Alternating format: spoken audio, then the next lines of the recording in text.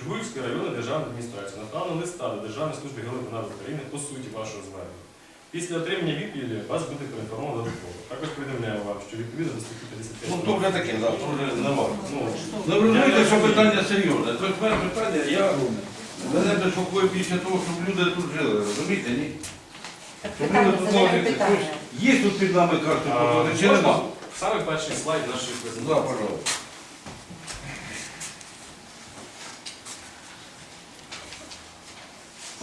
Дивіться, я до чого хочу сказати. Значить, вся наша область від Артемівська, да, колишнього, до річиці Гомеля представляє собою Дніпро-Донецьку западину. Відкрито сотні родовищ. Промислова розробка ведеться з 1949 року, чесно говоря. Перша свердловина була пробурена в Романському районі в 1932 році. Шибулинка відкрита в 50-х роках. Видобуто мільярдів кубометрів газу. Хоч комусь щось завадило, скажіть, будь ласка. Можливо, але там немає технічного розлому, але там не так. Технічні розломи є скрізь. Ну, може, не так близько, розумієте? Дивіться, у вас тут скільки там, 1500 метрів, а от там вже Загуди. Загуди річка дуже цікава, розумієте? Вона цікава тим, що там наверняка глибокий технічний розлом. Товщина земної кори для Отут, Дніпро-Донецької яка? западини, вона одинакова. Вона більше 70 км. Ми зараз дискутуємо на якісь незрозумілі речі. Ми зараз говоримо про те, що да, справді в нас фундамент залягає на глибоко, на глибині 3300 метрів. На Денисах він трошки глибше, тому що і туди йде занирення в бік западини. Але вон є Білгородська Курська область, де цей же самий, як ви говорите, базальт, а він насправді граніт. Виходить на поверхню, і там розробляється родовище, так називаємо Курські магнітні аномалії, залізорудні родовища. Мене цікаво одне. Діло в тому, що базальт – це останній шар, який не дно. Правда, ні? Ну немає базальту, граніт у нас, розумієте? Ми буримо, ось виходимо... От ви кажете, немає, а граніт. Олег 95 сказав, що на глибині Граніт, 3 кілометрів на метр базальт. повірте мені, що там граніт. Ні, ну я що, їм не вірите чи що? Вам вірите? Ви хочете сказати, що ви розумніші, ніж вони?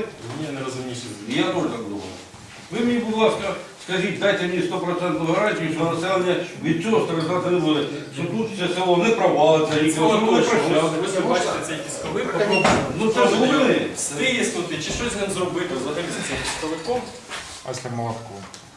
Знаєте, якщо підживиться газ, то буде радісно політичних давлень. Там внизу і вверху. Вопрос по сути. Провалится или не провалится? Да, не провалится. Тобто ви даєте 100% гарантію, Не що провалиться. Если провалится... це просто так Словакія може дати гарантійний відмов. Шибулинки на сьогоднішній день видобуто вже 600 мільярдів метрів кубічних газу.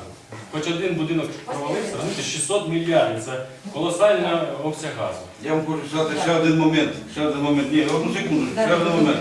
Значить, діло в тому, що Чорнобильська атомна електростанція, знаєте, от вона построєна, теж так і теж казали, точно такі самі породи були, то саме, але рядом знайшли 3 кашки впустити такі, що якщо, не дай Бог, вибух такий, який був би зміщений, а не прямий, розумієте, ні?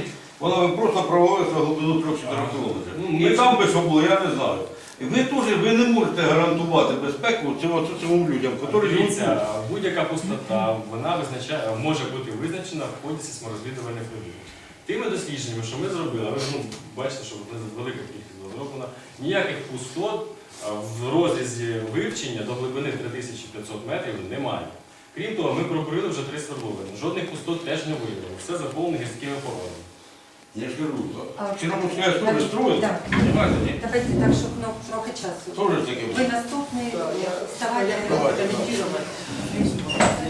Виталий Затенко, ученик, я сам геолог. Была визита. В данном, как бы вопрос я хотел прокомментировать в плане, там, да, местных жителей волнует пустоты, карст. Но, значит, у нас в районе, где мы находимся, под нами залегает толща до 100 метров, которая имеет песчано-глинистый состав. Песчано-глинистая толща не может образовывать карст, это как бы для того, чтобы успокоить. Ниже залегает мергельная толща, она в целом тоже не способна, так что никаких подобных проблем продублироваться просто даже не может. Собственно, все, что Третий был Сергей Александрович. Ні, я хочу виїхати. Депутат Венянской Совета, я хотел бы вас спросить, подтверждение ваших слов. Местное население может рассчитывать на страховку? Потому что слова это просто слова. Сегодня вы бурите, 10 лет бурите, вы газ выкачали, уехали, а нам что делать? Ну вдруг так получилось, провалилось. Этот вопрос я Вода просто пропала. переадресую, потому что это геолог. По поводу страховки, к вашему сведению, государство нас регламентирует заключать договора страхования ущерба третьих лиц на текущий момент. У нас таких договоров два. Один обязательный, другой со страховой организацией добровольный. У нас два договора на страхование ущерба третьих лиц. То есть, если мы каким-то образом нанесли ущерб, его нужно ликвидировать, его нужно восстановить, третьи лица, то есть граждане, получают суммы согласно этого договора. Даже если организация будет где-то, будет неспроможна, будет решать свои вопросы, то есть включается страхование, и оно компенсирует. Какие суммы и как эта страховка будет заключаться с каждым Нет. членом громады? Это заключается страхование, я плачу деньги, страхование будет со мной как с организацией, потому что со всеми заключить это невозможно. Для того, чтобы, если этот случай возникает, страховая организация уже самостоятельно туда определяет ущерб, определяет пострадавших, занимается этим сама, в мере своей компетенции. Поэтому этих организаций, которые дают обязательное страхование, их немного. Мы перестраховались и взяли еще одну организацию для того, чтобы 100% закрыть все вопросы, которые могут возникнуть. Сумма страхования, если я не ошибаюсь, по договору обязательного страхования 2 миллиона ущерба. По договору добровольного страхования там больше, но извините, не скажу, не помню этих цифр. Эта страховка только на ущерб распространяется или на последствия вашей Это и есть выдачи? ущерб. Если будет ущерб, После вашего отъезда? Не, ну они проблемы, Они конечно. нас не покинут Они не никогда. покинут. Анна Юрьевна, вам отдельные будут вопросы. И вот, я думаю, не будет потом. подождите, я еще не Подождите, ответил. Я еще не ответил. Данный договор действует на текущую деятельность. Для того, чтобы добычная организация покинула какую-то лицензионную площадку, это делается так. Вместо скважин, вот так, в поле, вот такая тумба бетонная с решкой, которая показывает, что здесь была такая-то конструкция, внутри она забетонирована, согласно нормам и правилам, для того, чтобы исключить любые выходы оттуда, любых веществ. И на карте она именно обозначена, как, называется просто в народе тумбочка. Вот когда эти тумбочки мы сделаем, землю всю вернем на место после наших строений, все берущие вещи, тогда мы только выезжаем, это чтобы вы понимали, как уходят нефтеразодобывающие компании. То мы не понимаем, как вы приходите. Только вот громадские слухания. Я вам могу рассказать. Для получения лицензии нужно предоставить пакет документов. Предоставляется пакет документов, платится стоимость лицензии. Начинаются разведочные работы в поле. Нашли, не нашли, это наши проблемы. Нашли. Бурим. Пробурили. Нашли, не нашли, наши проблемы. Построить УКПР. Построили. Начинаем подавать газ. Опять же, наши вопросы. Платим налоги. Вот так заходят раздобывающие компании. Платят налоги. Да. Есть вопросы геолога. Александр Иванович, а громада где в этом участие принимает? Только ваши проблемы, а наши проблемы вы решаете или нет? Я прошу вас вставать и задавать конкретные вопросы. Это по сути мы уже решили. Есть вопросы геологу, конкретных специалистов. Новая водолазь, пропала вода. Я же Так это Вопрос по воде очень важен. Можете, пожалуйста, объяснить конкретно по грунтовым водам? Потому что это то, что волнует меня. Да мы вас уже слушали. Сидит там я. Теплицу во всем виноват я. Так кого вы привели? Бывших медведчуковцев. И без перехода на личность. Да. Давайте подивимося. По грунтовой воде, которая может уходить. Слайд, там, да. Типова конструкция. Она не может раз таки уходить. в новой водолазе пропала вода в Реликовке. Деревня. 1,5-2 метра уже ушла. Тут что? Однозначно. Так и у вас Коля в темноте пропала. О, ну у этого уже не Волга, у бати, говорит, пропала вода в корову. Мысль під буровою формується так зване направлення. Це перша, скажімо так, осадна колона, яка не дозволяє подальшому розмиванню гирла свердловини і дає змогу проводити подальші технічні операції. Далі спускається кондуктор, який обов'язково перекривається регіональні водоносні горизонти, які використовуються регіонально для водопостачання. Ну, глибиною у нас це 200 метрів, десь 250 метрів, десь 300 метрів, 400 метрів. Це залежить від геологічного розрізу, від товщини цих плит. Він спускається знову ж таки з газогерметичними різьбами, цементується на всю висоту спуску високоякісними цементами, з подальшим перевіркою цементажа як гідравлічними випробуваннями, так і фізичним методом. Спускаються знову ж таки фізичні прилади і дивляться, наскільки якісно зацементована ця колона, наскільки якісно щеплення цієї колони з цементу. Далі спускається, як правило, технічна проміжна колона. Вона знову ж таки спускається з високоякісною сталью, з газогерметичними різьбами. І подальшому цим знову ж таки цементується на всю довжину. Випробовується знову ж таки гідравлічними випробуваннями і фізичними методами. Все передбачено діючими нормами, інструкціями, законодавством України в нафтогазовій галузі. Подальше спускається, в залежності від, знову ж таки, від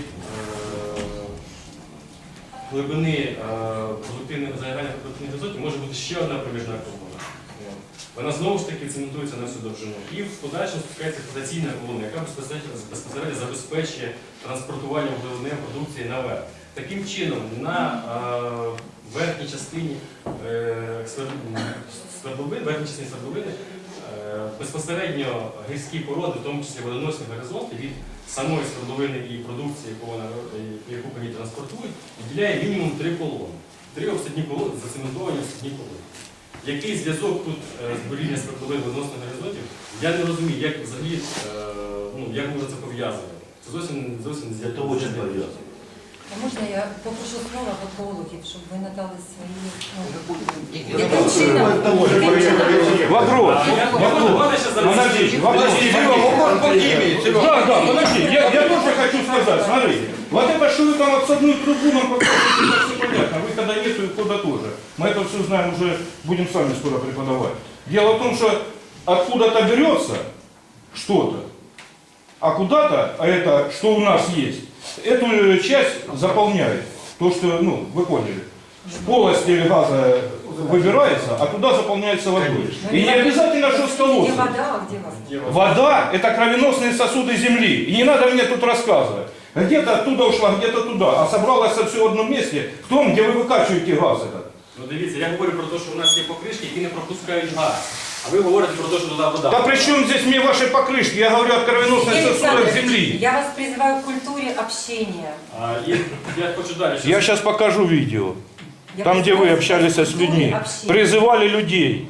К чему? А сейчас что поменялось, Анна Юрьевна? Это видео вас извиняет? Что? Это видео извиняет вас? Изменяет или что? Извиняет? Извиняет? Кто бы как себя ведет, дает вам право с людьми так разговаривать? Вы помощник депутата горсовета? Областного. Областного совета. Да. Тихо. Давайте так, давайте... Ничего. Здесь решается моя судьба и моих детей, а не вашего депутата. Решайте ее. Знаете, есть сопутствующие вещества, да? Задом. Вот какие у вас есть сопутствующие вещества задом? Что вы конкретно можете ответить на этот вопрос? Там бензпирен какой-нибудь или какой-нибудь 2,2,3,3-метилпентан. Дивіться, ховати насправді нічого. Аналіз газу ми вам надавали. Я не бачу. Нічого там Я не бачу. воєнного немає. Природний газ, він в принципі на території Дніпро-Донецька запален десь приблизно одинаковий. На 90%, приблизно 90% складається з метану. І все решта це його гомологи. Етан, пентан, пропан, бутан, пентан, гексани і так далі. Тому Ну подібне. і що це вже не газ. Давайте начнемо з того. Ну питання не в цьому. Давайте так. Супутствуючі вещества. Ні, це не газ. Олександр вже жидкость. Значить, послухайте. Пентан і вищі. І послухайте. Конденсат. Да. Так от послухайте. Разом з цим конденсатом може попасти хлорид іон, який там, от, знаєте, на триклор добувається в Артемовську. Немає ніякого зв'язку, нічого там такого, немає в нас. Сюди нічого не підходить. У вас немає хлороорганических веществ там? Или фотоорганических веществ? Я спрашиваю за токсикологическую химию, за то, проводили ли анализы по токсике или нет. Откуда По ви знаєте? екології буде трошки пізніше доповідь. Я вам скажу по природньому газу. Ми мінімум 4 рази в рік робимо контрольні виміри, проби безпосередньо газу зі свердловини. Хто робить аналіз? Роблять спеціалізовані сертифіковані лабораторії. Укрнаука і Геоцентр. Санстанції це ні, санстанції вже ні. Ні, я зараз говорю за геологічні дослідження. Безпосередньо Укрнаука і Геоцентр, державне підприємство в Полтаві, завод за адресою вулиця Маршала Бірюзова. А можете показати пару штук таких аналізів? Вот, будь ласка, нам надо Вон, будь было ласка. на рабочую группу. Дайте мне слово. Василий Иванович просит слово. Спасибо, я сейчас подивлюсь. Уточнить не может. Так, уважаемая громада, этим вопросом мы, инициативная группа, председатель Ратушняк был, мы давно стали заниматься этим вопросом именно по газу. По газу. Вот, уважаемая громада, что получается? Сейчас решается очень важный вопрос. Вопрос. Его нужно обсудить, решить. Ну, как бы вам сказать, это вопрос жизни и здоровья не только нас, но и наших детей, внуков наших. Потому что газ, мы понимаем, что газ это хорошо.